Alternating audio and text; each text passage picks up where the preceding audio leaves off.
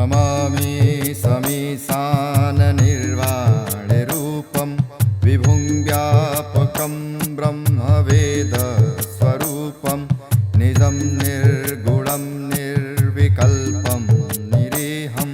चिदाकाशमाकाशवासं भजेऽहम्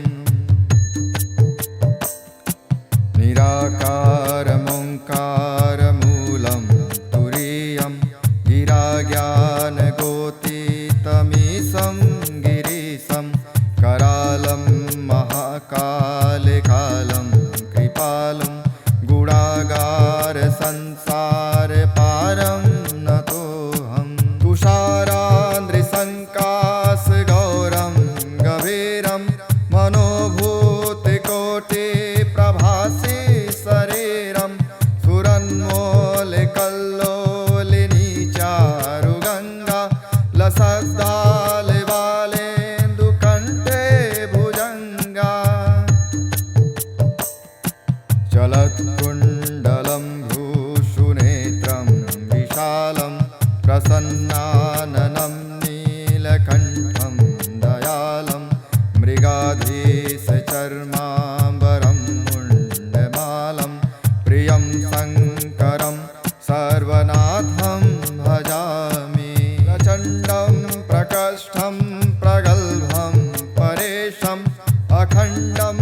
अजं भानुकोटिप्रकाशं त्रयः शूलनिर्मूलनं शूलपाणिं भजेऽहं भवानीं पतिं भावगम्यम्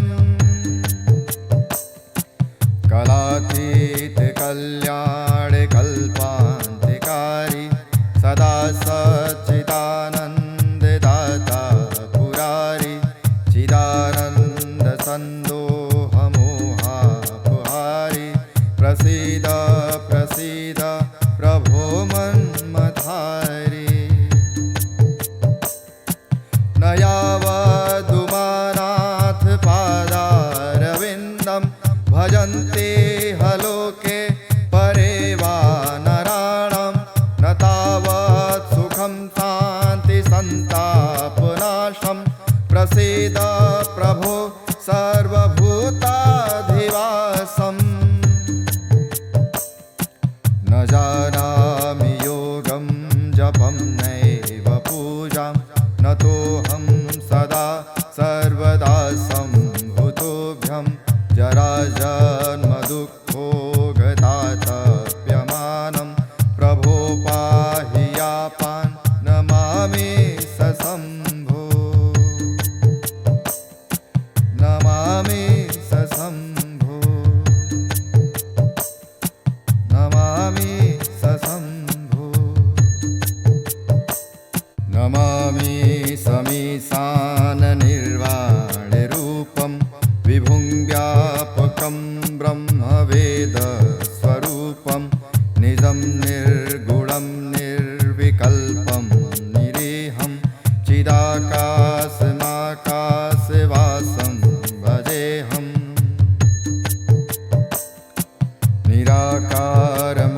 निराकारमोङ्कारमूलं तुरीयं गिराज्ञानगोतीतमीशं गिरीशं करालं महाकालकालं कृपालं गुणागारसंसारपारं नतोऽहं तुषारान्द्रिसङ्काशगौरं गभीरं मनोभूतिकोटिप्रभासि शरीरं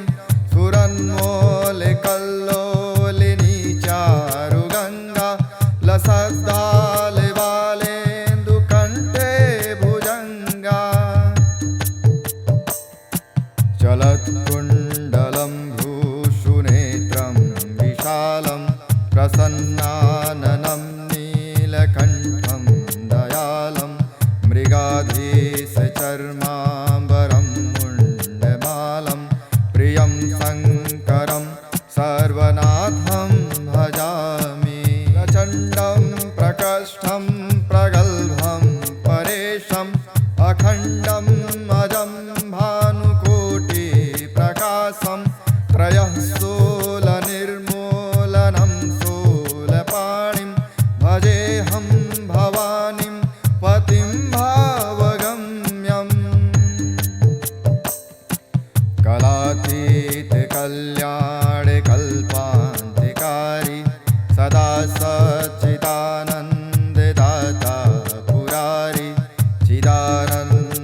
सन्दोहमोहापहारि प्रसीद प्रसीद प्रभो मन्मथारि न यावदुमानाथ पादारविन्दं भजन्ते हलोके परे वा नराणां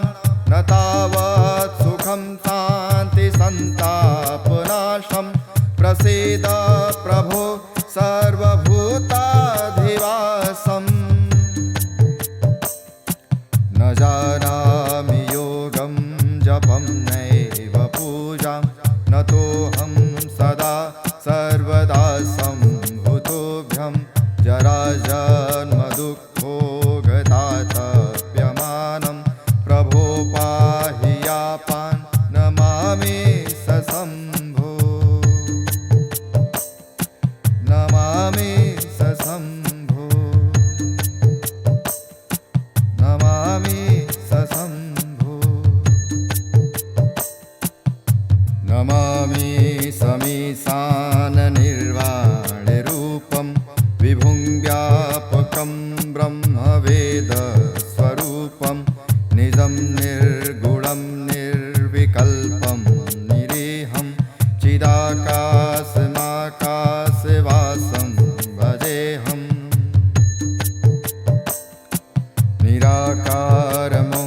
निराकारमोङ्कारमूलं तुरीयं गिराज्ञानगोतीतमीशं गिरीशं करालं महाकालकालं कृपालं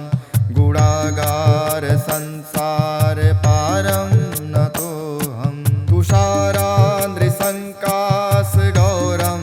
गभीरं मनोभूतिकोटिप्रभासि शरीरं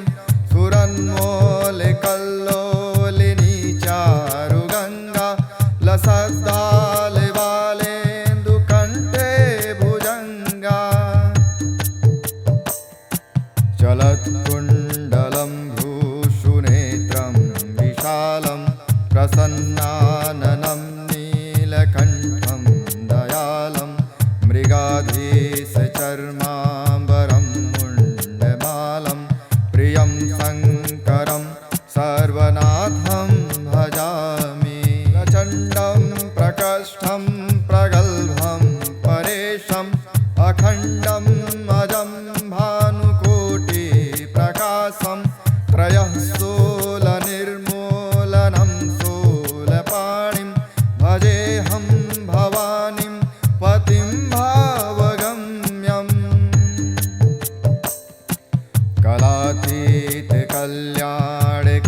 कलातीतकल्याणकल्पान्तिकारी सदा सच्चिदानन्ददाता पुरारी चिदानन्दसन्दोहमोहापहारि प्रसीद प्रसीद प्रभो मन्मथारि न यावदुमानाथ पादारविन्दं भजन्ते हलोके परे वा नराणां न तावत् सुखं शान्ति सन्तापनाशं प्रसीद प्रभो सर्वभूताधिवासम् न जानामि योगं जपं नैव पूजां न तोऽहं सदा सर्वदा सम्भूतोऽभ्यं जराजन्मदुःखोगतातप्यमानं प्रभो पाहि यापान् नमामि सशम्भो नमामि सशम्भो नमामि सशम्भो नमामि समीशाननिर्वाणे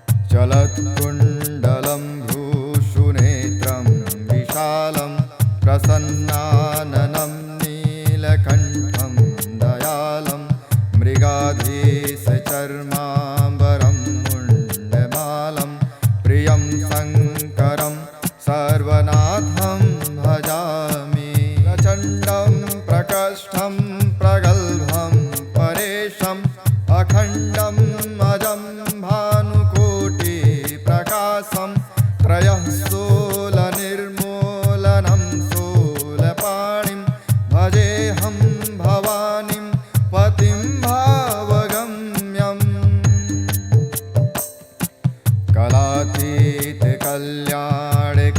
कलातीतकल्याणकल्पान्तिकारी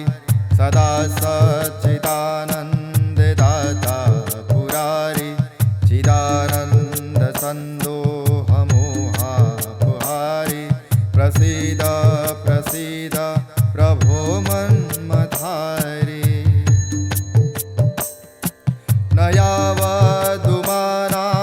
पादारविन्दं भजन्ते हलोके परे वा नराणां न तावत् सुखं शान्ति सन्तापनाशं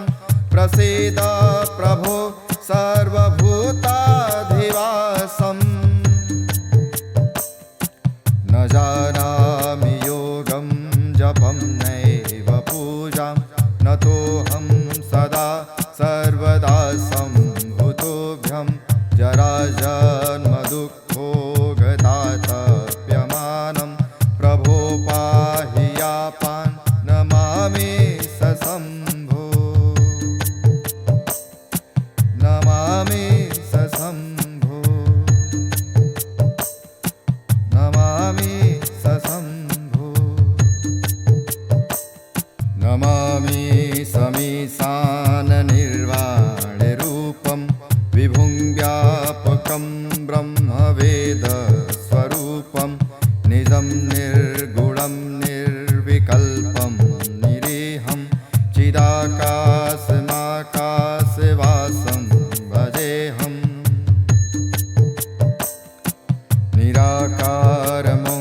निराकारमोङ्कारमूलं तुरीयं गिराज्ञानगोतीतमीशं गिरीशं करालं महाकालकालं कृपालं गुणागारसंसारपारं नतोऽहं तुषारान्द्रिसङ्काशगौरं गभीरं मनोभूतिकोटिप्रभासि शरीरं सुरन्मोलकल्लोलिनी चारुगङ्गा लसद्दालवालेन्दुकण्ठे भुजङ्गा चलत्कुण्डलं भ्रूषुनेत्रं विशालं प्रसन्नाननं नीलकण्ठं दयालं मृगाधीशचर्माम्बरं मुण्डमालं प्रियं शङ्करं सर्वनाथं भजामि प्रचण्डं प्रकष्ठं प्रगल्भं परेशम् अखण्डम् अजं भानुकोटिप्रकाशं त्रयः शूलनिर्मूलनं शूलपाणिं भजेऽहं भवानीं पतिं भावगम्यम्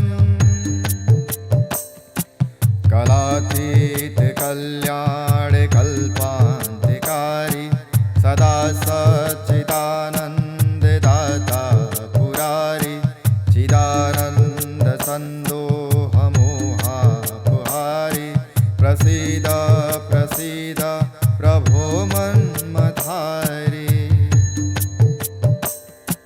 न यावदुमानाथ पादारविन्दं भजन्ते हलोके परे वा नराणां न तावत् सुखं शान्ति सन्तापनाशं प्रसीद प्रभो सर्वभूताधिवासम् न जानामि योगं जपं नैव पूजां न तोऽहं सदा सर्वदा सम्भूतोऽभ्यं जराजन्मदुःखोगतातप्यमानं प्रभो पाहि यापान् नमामि सशम्भो नमामि सशम्भो नमामि सशम्भो नमामि नमामि समीशाननिर्वाणरूपं विभुं व्यापकं ब्रह्मवेदस्वरूपं निजं निर्गुणं निर्विकल्पं निरीहं चिदाकाशमाकाशवासं भजेऽहम्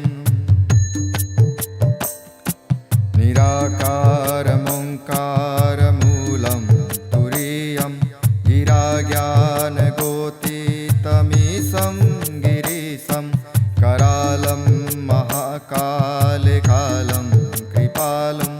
गुणागारसंसारपारं नतोऽहं तुषारान्द्रिसङ्काशगौरं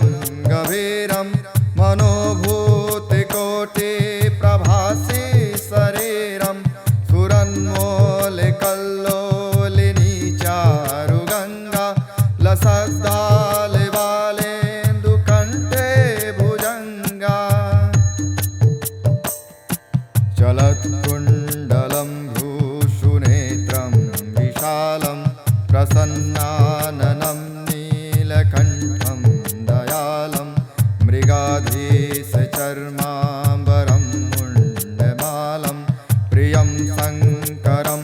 सर्वनाथं भजामि प्रचण्डं प्रकष्ठं प्रगल्भं परेशम् अखण्डं अजं भानुकोटिप्रकाशं त्रयः शूलनिर्मूलनं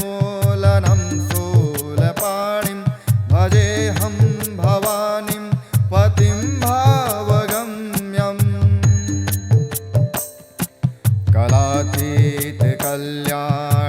कलातीतकल्याणकल्पान्तिकारी सदा सच्चिदानन्ददाता पुरारी चिदानन्दसन्दोहमोहापहारी प्रसीद प्रसीद प्रभो मन्मथारी न यावदुमानाथ पादारविन्दं भजन्ते हलोके परे वा नराणां न तावत् सुखं शान्तिसन्तापनाशं प्रसीद प्रभो सर्वभूताधिवासम्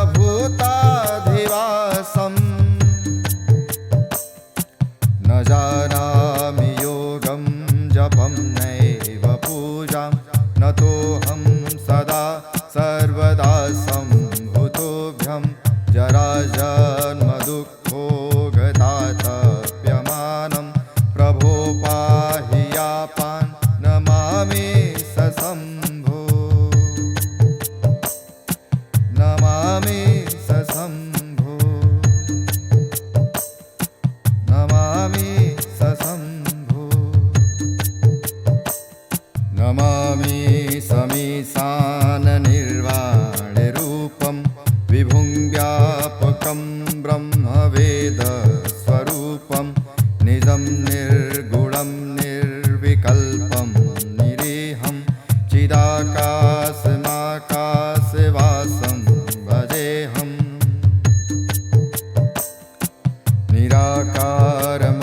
निराकारमोङ्कारमूलं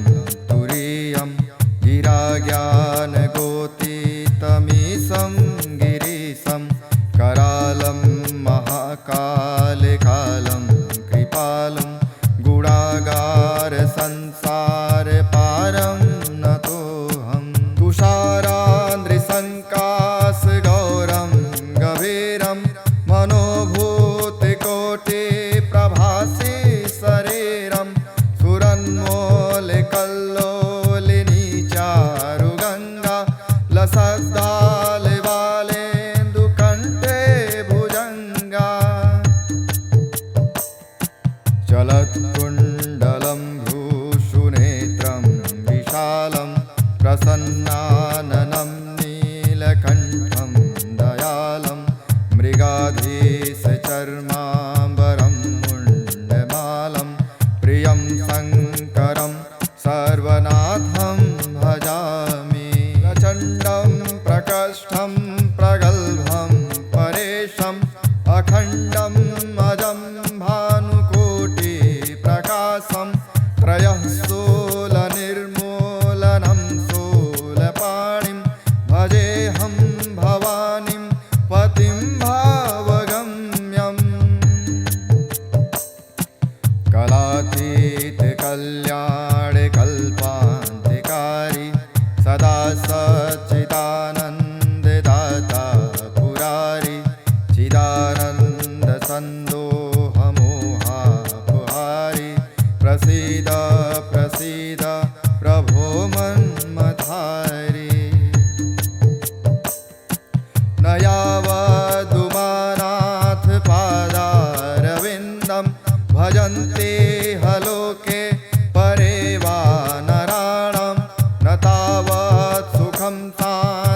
सन्तापनाशं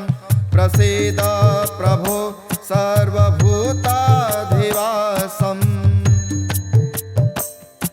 न जानामि योगं जपं नैव पूजां नतोऽहं सदा सर्वदा सम्भूतोऽभ्यं जराजन्मदुःखोगतातप्यमानं प्रभो पाहि यापान् नमामि सशम्भो नमामि सशम्भो नमामि सशम्भो नमामि समीशाननिर्वाणरूपं विभुं व्यापकं ब्रह्मवेदस्वरूपं निजं निर्गुणं निर्विकल्पं निरीहं चिदाकाशमाकाशवासं भजेऽहम्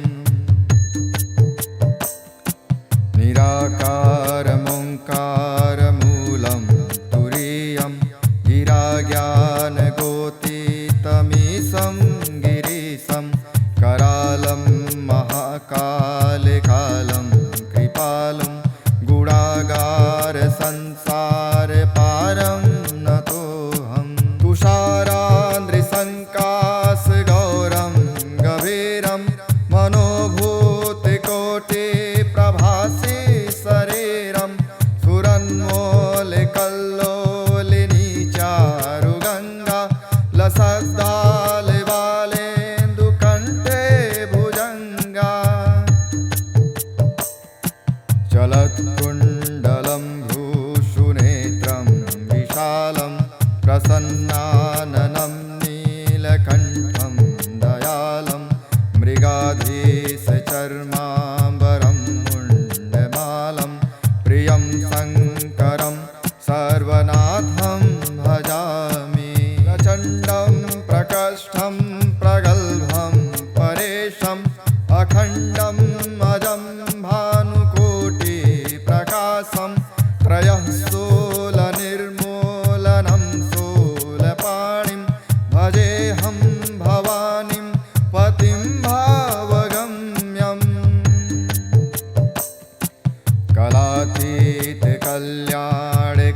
कलातीतकल्याणकल्पान्तिकारी सदा सच्चिदानन्ददाता पुरारी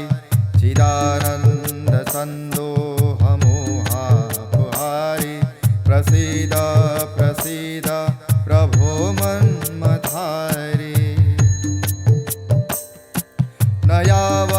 यावदुमानाथ पादारविन्दं भजन्ते हलोके परे वा नराणां न तावत् सुखं शान्तिसन्तापनाशं प्रसीद प्रभो सर्वभूताधिवासम् न जानामि योगं जपं नैव पूजां नतोऽहं सदा सर्वदा सम्भूतोऽभ्यं जराजन्मदुःखोगतातप्यमानं प्रभो पाहि यापान् नमामि सशम्भो नमामि सशम्भो नमामि सशम्भो नमामि समीशाननिर्वाणरूपं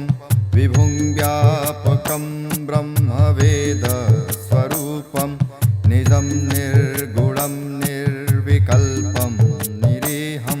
चिदाकाशमाकाशवासं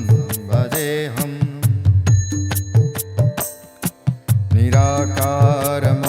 निराकारमोङ्कारमूलं तुरीयं गिराज्ञानगोतीतमीशं गिरीशं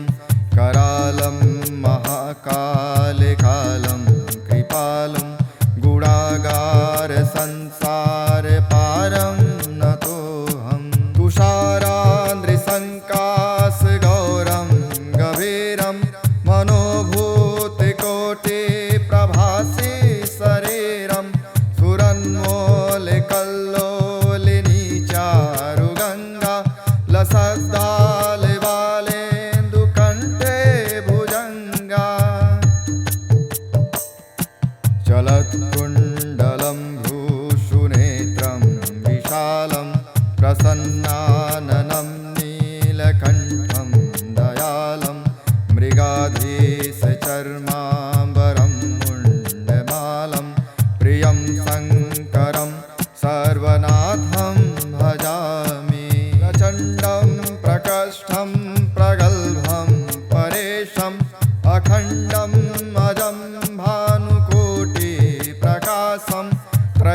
शूलनिर्मूलनं शूलपाणिं भजेऽहं भवानीं पतिं भावगम्यम्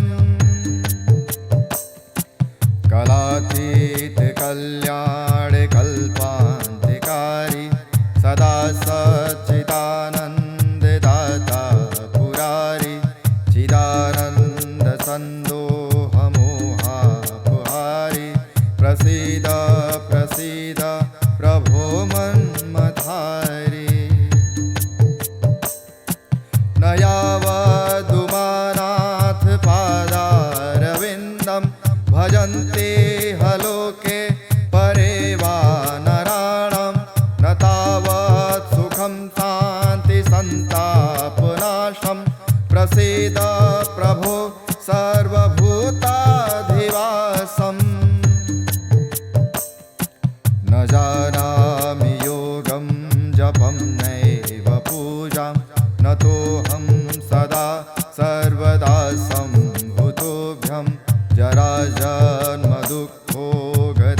जराजन्मदुःखोगतातप्यमानं प्रभो पाहि यापान् नमामि सशम्भो नमामि सशम्भो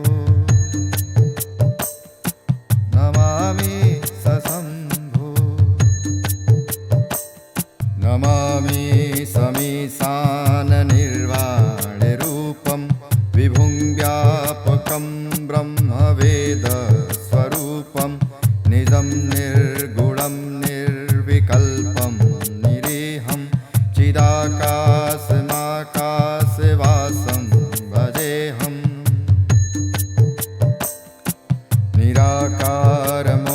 निराकारमोङ्कारमूलं तुरीयं गिराज्ञानगोतीतमीशं गिरीशं करालं महाकालकालं कृपालं गुणागारसंसारपारं नतोऽहं तुषारान्द्रिसङ्काशगौरं गभीरं मनोभूतिकोटिप्रभासि शरीरं सुरन्मोलकल्लोलिनी चारुगङ्गा लसद्दालवालेन्दुकण्ठे भुजङ्गा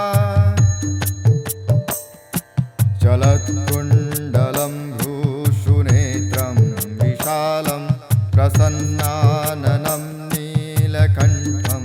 दयालं मृगाधीशचर्माम्बरं मुण्डमालं प्रियं शङ्करं सर्वनाथं भजामि प्रचण्डं प्रकष्ठं प्रगल्भं परेशम् अखण्डम् अजं भानुकोटिप्रकाशं त्रयः शूलनिर्मूलनं शूलपाणिं भजेऽहं भवानीं पतिं भावगम्यम् कलातीत कल्याणकल्पान्तिकारी सदा सच्चिदानन्ददाता पुरारी चिदानन्दसन्दोहमोहापहारी प्रसीद प्रसीद प्रभो मन्मथारी न यावदुमानाथ पादारविन्दं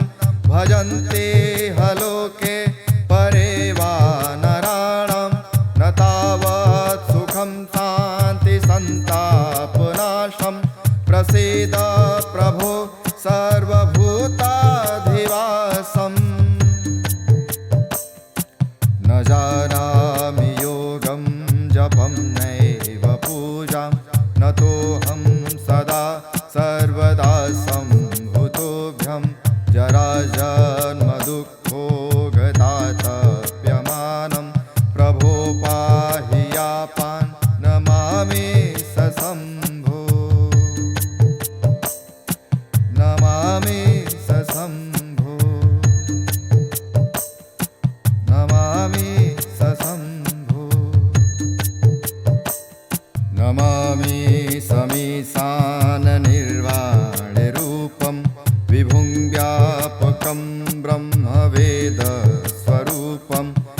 निजं निर्गुणं निर्विकल्पं निरीहं चिदाकाशमाकाशवासं भजेऽहम्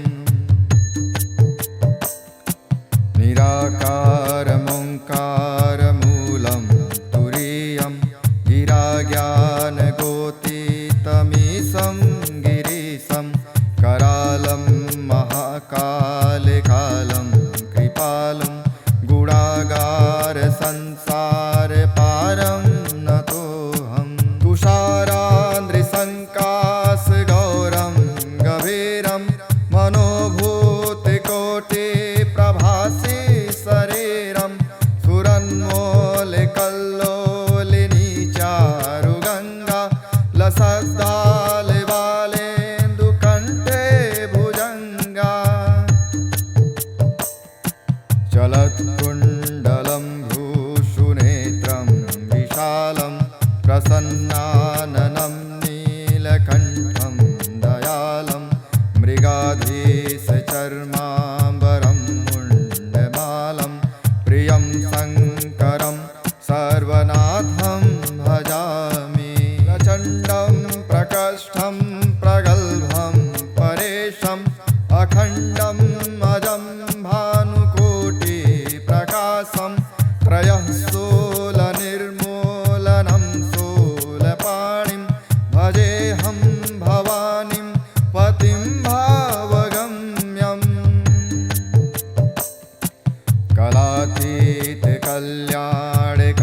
कलातीतकल्याणकल्पान्तिकारी सदा सच्चिदानन्ददाता पुरारी चिदानन्दसन्दोहमोहापहारी प्रसीद प्रसीद प्रभो मन्मथारी न यावदुमानाथ पादारविन्दं भजन्ते हलोके परे वा नराणां न तावत् सुखं शान्तिसन्तापनाशं प्रसीद प्रभो सर्वभूताधिवासम्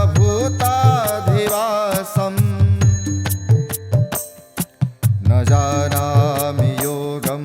जपं नैव पूजां नतोऽहं सदा सर्वदा सम्भूतोऽभ्यं जराजन्मदुःखो